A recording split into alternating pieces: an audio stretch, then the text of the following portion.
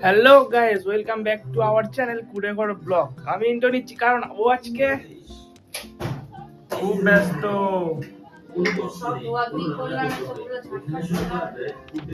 আর সবাইকে শুভ দীপাবলি, শুভ দিওয়ালি আর শুভ কালী পূজা। আজকে বরমশাই ইন্ট্রোটা নিল কারণ সত্যিই আজকে আমি খুব ব্যস্ত। সব ধোয়াধুয়ি করছি কারণ আজকে নিরামিষ প্লাস বাড়িতে কালী পূজা করব, সকাল থেকে উপোস। আর এই যে বরমশাই যে কি বলে এগুলো অ্যাঙ্গেলগুলো খুলছে, এই পাটাতে হবে আজকে আমাদের পুজো। এটা হচ্ছে আমাদের ঠাকুরের সিংহাসন, কারণ দেয়ালে এটা টাঙাতে পারবো না, ডিল নেই, নিয়ে এসেছিলাম ওদের বাড়ি থেকে। তো এর উপর ঠাকুর টাকা হবে ভালো করে। ধুতে হবে ওটা, এখন চাটা ঠান্ডা হয়ে গেল। আজকে আমাদের উপোস, তাই জন্য শুধু চা। চা খেলে তো দোষ নেই। সত্যি তো, চা তো খেলে কোনো দোষ নেই। আর এমনিতেও আজকে অনেক দেরি করে উঠেছে, তাই জন্য ঘুমটা ভাঙানোর জন্য চাটা বানালাম আর কি, নাহলে চাও হয়তো খেতাম না। এই যে বর্মশাইকে বালতি নিয়ে পাঠিয়ে দিলাম জল আনতে, আর আমি পাটা নিয়ে উপরে চলে যাব পাটাটা ধুতে। পাটাটা ধোয়ার পরে নিচে এসে মানে ওপরে ওটা শুকনো করতে দিয়ে এসছি, আর নিচে এসে ঘর টরগুলো মুছে নিচ্ছে আর কি। হ্যাঁ, না মুছে নিলে পরিষ্কারটা হবে কি করে। ঘর মুছে আমি বসে পড়েছি রান্নার জোগাড় করতে। এই যে আমার অনলাইন থেকে অর্ডার দেওয়া আদা, যেগুলো এখন শুকিয়ে গেছে। এই যে এটা অনলাইনের আলু আর টমেটো, সব কিছুই ফ্রেশ রয়েছে, আদাটা একটু শুকিয়ে গেছে, তো ওটা কোনো ব্যাপার নয়। তো আমি যে টমেটো আলু আদা এগুলো কাটছি আলুর দমের জন্য। আলু কষা হবে আর লুচি হবে। আর অমাবস্যা যেহেতু বিকেলে পাচ্ছি, মানে পুজো তো বিকেলে করব, তো এখন আমি অনেকটাই ফ্রি সময় পাবো, তো ভাবছি এখনই রান্নাটা করে নেবো। আনাজ কাটা তো শেষ হয়নি, তারপর দেখছি গাড়ির আওয়াজ। আমি ভাবলাম কে এসছে, আমি জানতাম ও এসছে। ও অ্যাকচুয়ালি গাড়ির মোবিল চেঞ্জ করতে গেছিলো, জল এনে মানে বালতি রেখে মোবিল চেঞ্জ করতে চলে গেছিলো। তো আমি ভাবলাম কে এলো দেখি, তো দেখছি ওই এসছে। আসতে আমি ওকে রান্না ধরিয়ে দিয়েছি। আনাজ কুটে দেওয়ার পর আমি বললাম তুমি রান্না করো, আমি বাটনাটা বেটে দিয়েছি। আমি বাটনা বাটছিলাম অ্যাকচুয়ালি। তো ও রান্নাটা করুক, আর আমি এদিকে বসে পড়েছি লুচির ময়দা মাখতে। তো হ্যাঁ, এটা ময়দা নয়, এটা হচ্ছে আটা। ময়দাটা মিক্স আছে, তবে আটার পরিমাণটা বেশি, কারণ 5 কেজি আটা কিনেছি সেই পুজোর সময়, এখনও শেষ হয়নি। অ্যাকচুয়ালি বাইরে খাওয়া হচ্ছে, এবাড়ি ওবাড়ি এরকমভাবে আর কি দিন পার হয়ে যাচ্ছে, আটাটা শেষ হচ্ছে না। আর তাছাড়াও আটার লুচি কিন্তু খুব টেস্টি হয়, যারা খাও তারাই জানো, অনেকে ট্রাই করতে পারো। তো আটাটা ভালোই, আটাতে যেমন নুন চিনি তেল দিয়ে মাখে সেরকম করে নরম করে মাখছি। আর হ্যাঁ, লুচিটা এখন করবো না, পুজো দিয়ে লুচিটা করব, তাহলে গরম গরম লুচি খেতে ভালো লাগবে। আর এখানে বরমশাইও মানে তরকারিতে জল দিয়ে দিল কষিয়ে। আর যতক্ষণ না পুজো হবে ততক্ষণ তো আমরা তরকারির টেস্টও করতে পারবো না, চাখতেও পারবো না নুন ঝালটা। তো আমি বরমশাইকে বললাম এভাবে ফুটিয়ে আর রেখে দাও। আমি তো রেডি হয়ে বসে আছি, বেরোবো। আর এই যে সবে প্যান্ট গলাচ্ছে, তাই তো সব সময় দেরি করে, আমার ভালো লাগে না। কটা বাজে শুধু দেখাচ্ছি, দাঁড়াও। এই যে ফোন দেখতে পেয়েছি, 2:14, 2:14 বাজে। এখন আমরা যাব কোথায়? মুঙ্গি কিনতে নাকি? লুঙ্গিতে বাজি কিনতে, মোমবাতি কিনতে, সব কিনতে যাওয়া হবে, একটু ঘুরতে যাওয়া হবে, কারণ উপোস করে আছে, ওটার মনটা খারাপ। তো চলো তাড়াতাড়ি বেরিয়ে পড়ি। লুঙ্গি। এটা কোনো কথা, উপোস করলে মন খারাপ? না না, তার জন্য নয়, অ্যাকচুয়ালি শরীরটা একটু খারাপ লাগছে তাই। তো আমাদের যাওয়ার কথা ছিল একটার সময়, সেখানে অনেকটা দেরি হয়ে গেছে। আর দেরি না করে আমরা দুজনে বেরিয়ে পড়েছি, বেশি রেডি হয়নি আর কি। তো প্রথমে যাওয়ার আগে তেলটা ভরে নিতে হবে, নাহলে এত দূর যাবো কী করে, তেলটা তো খুব দরকার। আমাদের যেমন খাওয়ার দরকার, গাড়ির তো তেল দরকার। তো ওই যে পেট্রোল পাম্পে তেল ভরে নিল 200 টাকার। আর এই যে তেল ভরে যাচ্ছি, রাস্তার যে মারাত্মক পরিমাণে ধুলো, মনে হচ্ছে যেন কুয়াশা পড়ে গেছে, সিরিয়াসলি। তো একটুখানি ছিল রাস্তাটা, তবু যেটুখানি ছিল মারাত্মক ধুলো ছিল। ফাইনালি আমরা বাজির মার্কেটে ঢুকে গেছি, আর চারিদিকে শুধু বাজি দেখো, মনে হচ্ছে এখনই দাঁড়িয়ে এখানেই কিনে নেই। তবে ভিতর দিকে গেলে হয়তো আরও কম দামে পাবো, সেই ভেবে আর কি আমরা একদম ভিতর দিকে চলে এসেছি। তো আমরা গাড়ি পার্কিং করে দিলাম, আর আমাদের সাথে সেই দাদা আসছে। এই দাদা দেখো, আগে চুল ঠিক করছে, মানে পাকার मेरे पास पॉकेट तो है लेकिन रखने का जगह नहीं। কেমন লাগলো আমার ডায়লগটা? আমি কিন্তু এরকমই মজা করি। আর এই যে বাইক রাখার জন্য পার্কিং চার্জ 20 টাকা করে, সে তুমি 1 ঘন্টা থাকো, 2 ঘন্টা থাকো, 4 ঘন্টা থাকো, আলটিমেট লসটা কিন্তু আমাদেরই। যাই হোক, সেটা বড় কথা নয়। প্রথম বাজির দোকানে ঢুকে গেছি, তো এখানে এসে জিজ্ঞাসা করা ছিল বাজি কীরকম কী দাম। সেখান থেকে কিছু না নিয়ে ফের আর একটা দোকানে এসেছি, সেখানেও জিজ্ঞাসা করছি বাজি কীরকম কী দাম। অ্যাকচুয়ালি সব জায়গায় জিজ্ঞাসা করে নেওয়া ভালো, তো এই বাজি তো নেবই, কারণ এই বাজিটা খুব দরকার। তো সেই দোকানে না নিয়ে আবার একটা দোকানে চলে এসেছি। এখানে এসে ফাইনালি একটু বাজির দামটা কম মনে হলো। মানে যত ভিতর দিকে যাচ্ছি তত বাজির দামটা কম মনে হচ্ছে, কিন্তু আমার মনে হয় যে বাজিগুলো কম দাম সেগুলো ড্যামেজ হতে পারে। অবশ্য কালী পুজোর দিন বাজি তো সবাই শেষ করে দিতেই চাইবে, হয়তো তাই কম দামে দিচ্ছে, সেটা বড় কথা নয়। ছোটোবেলায় বাবা বাজি কিনে আনতো, বড়োবেলায় আমরা দিদিরা সব যেতাম, দাদারা। এখন এই কালী পুজোর দিনেই প্রথম মনে আমি বাজি কিনতে এলাম। আর এখানে যে দাদা সব বাজি কিনে নিয়েছে, আমাদের এখনও বাজি কেনা চলছে আর কি। ওই দোকান দিয়ে চটপটি আর রং মশলা নিয়েছি, এখানে এসে ফানুস নিলাম। ফানুসগুলো 15 টাকা করে, ঠিক আছে। এবার দেখবো কেমন। আর এই যে রং মশলাটা 50 টাকায় দেবে না বলছে, কিন্তু আমি বললাম 50 টাকা হলে দাও, নাহলে দিও না। লাস্টে কাকু দেবে না করে দিল আর কি। তো ফাইনালি এটা নিলাম, আর 6টা ফানুস নিলাম, আর তারাকাঠি নিলাম। তারাকাঠি 1 প্যাকেট নিলাম, 1 প্যাকেট বলতে ওই 5টা প্যাকেটের একটা নিলাম আর কি। তো সব বাজি তো দেখাবোই অবশ্য। এখন গলা শুকিয়ে গেছে, আপাতত আখের রসটা খাই, কারণ বাইরের খাবার তো খাওয়া যাবে না। আখের রস তো ফলের রস, খাওয়া যেতেই পারে, উপোসভঙ্গ হবে না আমার মনে হয়। ওই দেখো আমরা আকাশের দিকে কি দেখছি, বড় একটা হেলিকপ্টার দেখতে পেয়েছি, কি স্পিডে যাচ্ছে, বাপরে বাপ। তো বাজি কেনা হয়ে গেছে আমাদের, এবার গাড়ি নিয়ে সোজা বাড়ি। হ্যাঁ বাজি, তার আগে আরো ঠাকুরের ফলমূল কিনতে হ্যাঁ, হবে। ফলমূল মোমবাতি এগুলো কেনার আছে, তাই তো? হ্যাঁ আমার এখন অনেক কেনাকাটা বাকি, কারণ পুজোর আমি কিছুই কিনিনি। ঠাকুর তো আমার ঘরে রয়েছে, নতুন করে আর ঠাকুর কিনবো না। আর এই যে একটা দোকানে দেখলাম ছোট ছোট প্রদীপ 2 টাকা করে বিক্রি হচ্ছে, প্লাস একটা বড় গামলার মধ্যে নাড়ু রাখা ছিল, খই মুরগি ছিল, তুলো ছিল, মানে হ্যাঁ তুলোই তো। তো সেগুলো নিলাম, 14টা প্রদীপ নিলাম। আর এখানে একটা ঠাকুমা দেখছি যে ফুল বিক্রি করছে, অনেক ফুল দোকানে দাঁড়িয়েছি, সেখানে অনেক দাম বলছিল, এখানে একমাত্র কম ছিল, তো ওখান থেকে ফুলের মালা নিয়েছি, ফুল নিয়েছি।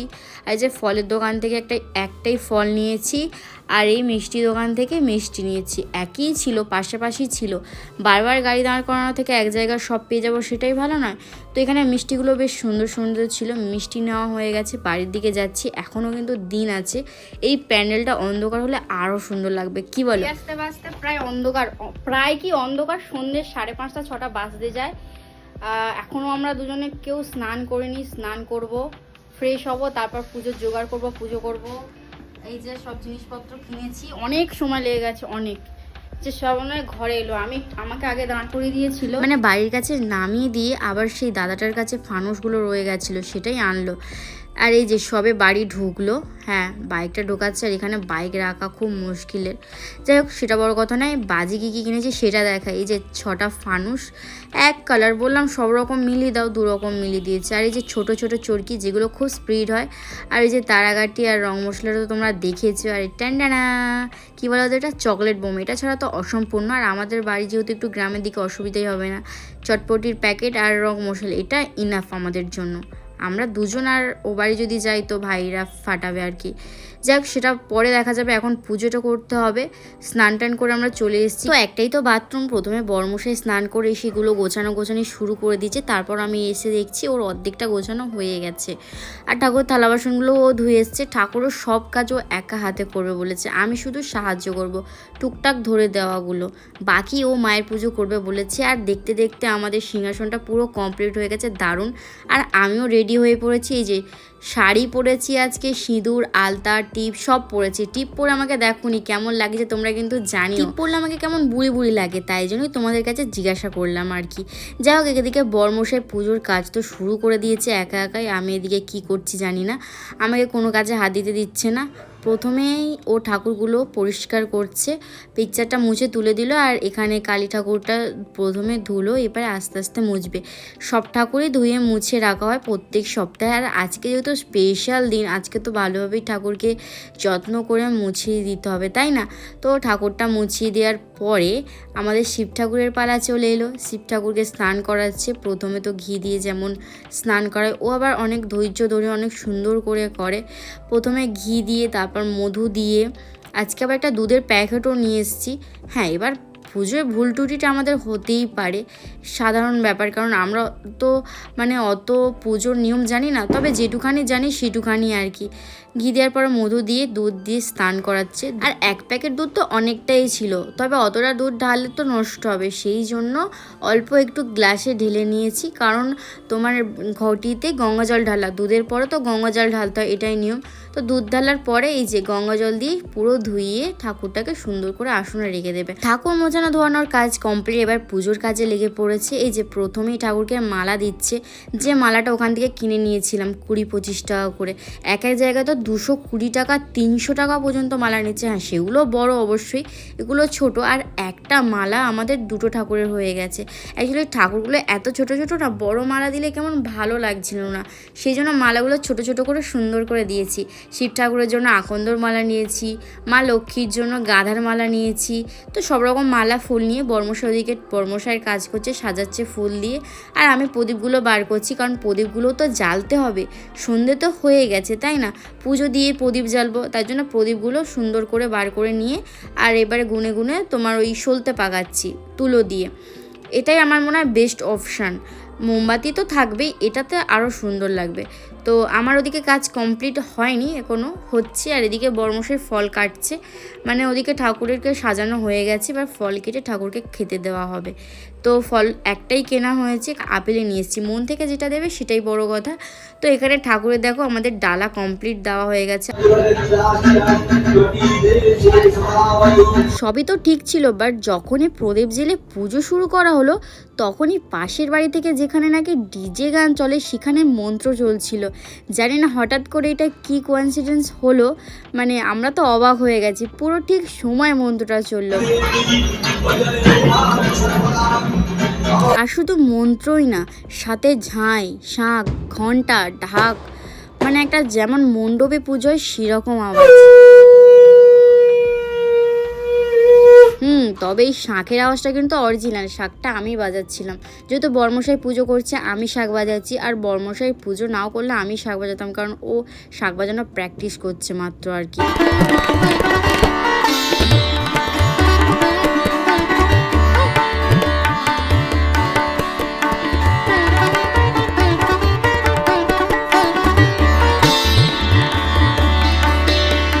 ঠাকুরকে তো ভোগ নিবেদন করা হয়ে গেল, এবার প্রদীপ জ্বালানোর পালায়। যে প্রদীপগুলো আমি সুন্দর করে সাজিয়ে নিয়েছি, আমি এখন আর বর্মশাইয়ের হাতে হাতে আর কি সাহায্য করেছিল, তাই জন্য তাড়াতাড়ি হয়ে গেল। আর এখানে প্রদীপগুলো জ্বালাও শুরু করে দিয়েছি। আর ঘর থেকে বেরিয়ে এত লম্বা বারান্দা, আর পাশের যে দুটো ঘরে ওরা তো বাড়ি ছিল না, তাই জন্য আমি পুরো বাড়ির বারান্দাটা সুন্দর করে সাজিয়ে দিয়েছি। আলো আলো দেখতেও খুব সুন্দর লাগছিলো, তো আমার তো ভীষণ ভালো লেগেছে। আর দরজার সামনে তো প্রদীপ দিতেই হয়, তো সেটাই দিলাম। আর বর্মশাই রান্নাঘরেও একটা জ্বেলেছে, অন্ধকার কেন থাকবে সেই জন্য। আর এই যে আমাদের ঠাকুরকে ভোগ নিবেদন করা তো হয়ে গেছে, অনেকক্ষণ হয়ে গেল। এবারে আমরা দুজনে মোমবাতি জ্বালবো। আর কালী পুজোয় মোমবাতি না জ্বাললে পুজোটাই তো মিস হয়ে যাবে, মানে একটা জিনিস মিসিং থাকবে এমন একটা ব্যাপার। তো একটা মোমবাতি জ্বেলে দিল, আর আমি একটা মোমবাতি জ্বেলে দিলাম আর কি। আর এই যে দুজনের মতো প্রার্থনা করছি ভগবানের কাছে, যে আমরা যেটুখানি পেরেছি সেটুখানিতেই ভগবান যেন খুশি হয়, আশীর্বাদ করে। ভগবান তো আমাদের আশীর্বাদ করবে, আমাদের সাথে আছে, পাশে আছে, তোমরাও থেকো। আর আমার তো বলা হয়ে গেছে, কিন্তু বরমশাইয়ের বলা এখনও শেষ হয়নি, মানে এত মন থেকে ভগবানকে ডাকে, বিশ্বাস করে। পুজো তো কমপ্লিট, এবার তো বাজি ফাটাতে হবে নাকি, বাজি না ফাটালেও তো পুজো আমাদের আধুরা থেকে যাবে। তো সেরকম বড় সড়ো বাজি ফাটাবো না, যে ছোট ছোট রং মশলা নয়, তারাকাঠিগুলোই আর কি জ্বালানো হবে। কারণ এখান থেকে যদি বাই চান্স নিচে আগুন পড়ে সেখানেও সমস্যা হয়ে যাবে, সেই জন্য বারান্দায় দাঁড়িয়ে আর কি তারাকাঠি দুজনে ফাটাচ্ছিলাম। সামনে আমাদের বাড়ির সামনে যে একটা বাড়ি, সেখানে কতগুলো বাচ্চা অনেক বাজি ফাটাচ্ছিল, কিন্তু ওরা আমাদের বাড়ির সামনে, ওদের যেহেতু অনেকটা বড় ছাদ, তো ওরা ওখানে অনেক রকমের বাজি ছাড়ছিল, বড় বড় তুবড়ি, তারপরে আওয়াজ বাজিগুলো।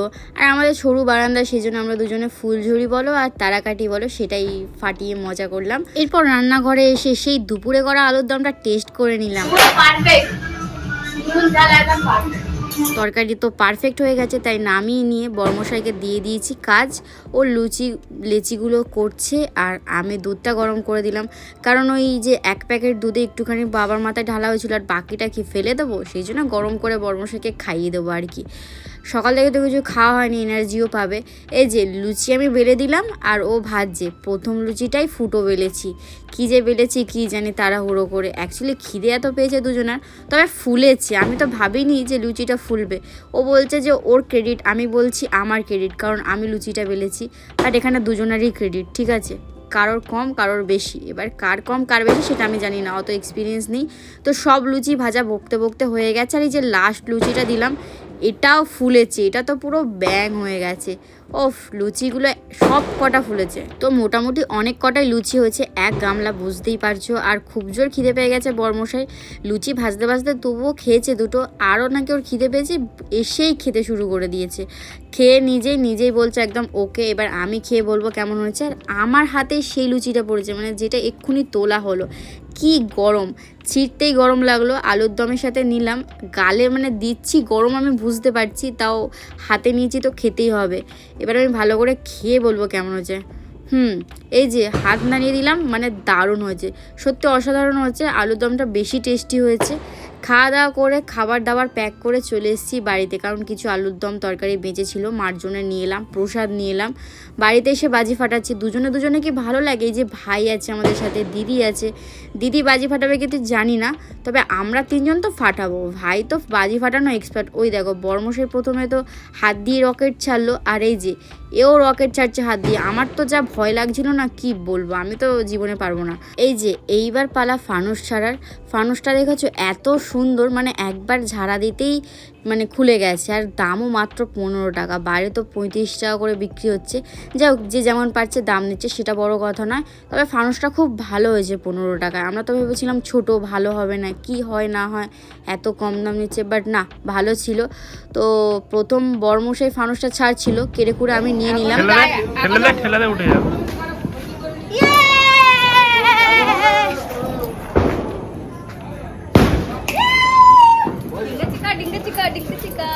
ফার্স্ট ফানুস এবছর ওড়ানো হয়ে গেল, দেখলে আমার খুশি। হ্যাঁ, ফানুস ছেড়ে ঠিক এমনটাই খুশি হয়, দেখতেও খুব ভালো লাগে। ফানুস ছাড়ার পরে যে নেক্সট বাজি ছাড়ছি আমি হচ্ছে এটাকে বলে চরকা, বাট ছোটোবেলায় শুনতাম কেন্নবাজি। হ্যাঁ সত্যি সিরিয়াসলি এরকম একটা ব্যাপার ছিল। তো এবার ভাই বাজি ফাটাচ্ছে, মানে সবাই যে যখন পারছে যেটা পারছে মনের আনন্দে ফাটিয়ে যাচ্ছে। অল্প বাজি তো। আর এই যে চটপটিগুলো আমার খুব সুন্দর লাগে, খুব ভালো লাগে। আগে তো খুব ভয় পেতাম, মানে আগের বছর পর্যন্ত খুব ভয় পেয়েছি, বাট এবছর ফুল সাহসে একদম বাজি ফাটিয়ে মজা করেছি এবছরে। আর এই যে বরমশাই এবার এলো বাজি ফাটাতে, তো ও প্রথমে ওই চরকা দিয়ে শুরু করলো আর কি। চরকাগুলো ছোট, এত স্পিড আর এত ভালো লাগে না। বড়গুলো অ্যাকচুয়ালি এত স্পিড দেয় না, আগের বছর থেকে দেখছি তো প্রত্যেক বছর একই সিস্টেম। আর এই চটপটিগুলো তো খুব সুন্দর, তবে একটা চটপটি ফাটিয়ে যা না মজা, 3-4টে একসাথে দিলে আরও 3 গুণ মজা। সত্যি বলছি, এত ভালো লাগে না দেখতে। তো আগের বারটা আমি কেড়ে করে নিয়ে নিয়েছিলাম, তাই জন্য এবার ওকেই ওড়াতে দিলাম আর কি ফানুসটা। নাহলে ফানুস ওড়াতে কার না ভালো লাগে, তাই না? দেখতে তো সবারই ভালো লাগে, ওড়াতেও তো একটা ব্যাপার আছে। যাই হোক, এইবারে দেখো হাত দিয়েও বাজি ফাটাচ্ছে, আমি তো দেখে অবাক। আর এই যে পাকামো করতে করতে চোখ দেখো মলাম লাগিয়েছি, হ্যাঁ চোখে আগুন গিয়েছে। আরে চোখে বলতে চোখের ভিতরে না, ওই কোণে জাস্ট আলোর ফুলকি লেগেছে, ফোসকা কিছু পড়েনি, ভয় পাওয়ার কিছু নেই। আর এই দেখো আমি বসে আছি, আমার জাস্ট সামনে এইটা ফাটিয়েছে, কি বলে, হ্যাঁ চকলেট। কি জোরে আওয়াজ, কান তালা লেগে গেছে, কি বলবে, এত শয়তানি বুদ্ধি কোথা দিয়ে আসে এই ছেলের মাথায় জানি না। আর এই দেখো ফুলঝুরিগুলো কেমন পিয়ারা ডালে আটকাচ্ছে, মানে কি বলবো, এত বুদ্ধি যে কোথা থেকে আসে এটা আমি জানি না।